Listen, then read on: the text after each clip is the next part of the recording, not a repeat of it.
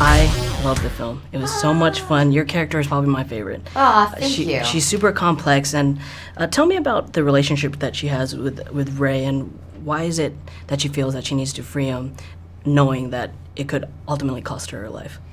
I think that was something that really sort of made me gravitate towards her, was that she had so much honesty, like so much heart. And I feel like that's what I felt like the contemporary woman was, this sort of version of, yeah, you can be hard and strong and independent and, you know, not need help from anyone, and which she is, but also an emotional character. And I think that her relationship with Ray is sort of seeing him have a second chance and not being able to live the best version of it, and then just this, he's in this tormentuous situation. He's being tormented, and she just is a real, genuine human being and with a real heart. And you see her, like, throughout the process. It was tricky, you know, because she doesn't want to be part of it, but how do I not give away that part of the story? And how it was just all very intertwined, specifically for my character, because it had all these, like, little things that had to be carefully plugged in throughout the story to make the story make sense. So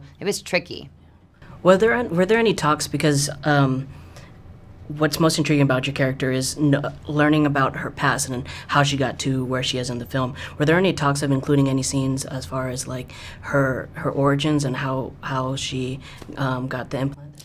I liked, originally in the first script, she was, you didn't meet her until, like, when he goes and presents everyone from Chainsaw. Mm-hmm. And she was kind of this, like, weird, like, dark character that you didn't know where she was coming from. And I thought that when they rewrote the second version of it, where she was part of it from the beginning, it put her more in a complex situation, because you don't really know much about her. And I liked that, because for when you get to that scene where she says, "This is who I am, and I'm okay with it," I thought it made it really strong, because you don't really know where she's coming from, and it kind of gives her a strength, versus it's ambiguous, right? So anything could be there, and it makes her stronger versus knowing and feeling sorry for her. It just felt like strong female character in the sense of what strong means, not just because she punches people, but the fact that she accepts herself with the flaws, who she is, the scars, the emotional trauma, the disturbance of what she's living. Like, she is okay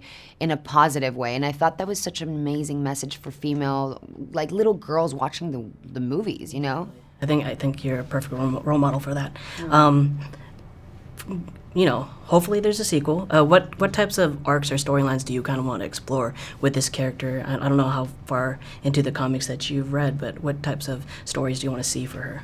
Well, the beauty about these films is, like, you can go past, future. Like, it always kind of comes down to the decision that they want to go towards. But I feel like I'd love to expand the universe. Obviously, there's Valiant, and there's Harbinger in the world of Valiant, and there's more characters. And I'd love to kind of dive into the relationships of those. And I'd love to know more about her. I think that, you know, we kind of see the tip of the iceberg with her on this one. So I like to see what she's capable of doing also with her enhancements more and more throughout the movie, because I feel like we just saw just a little bit of it.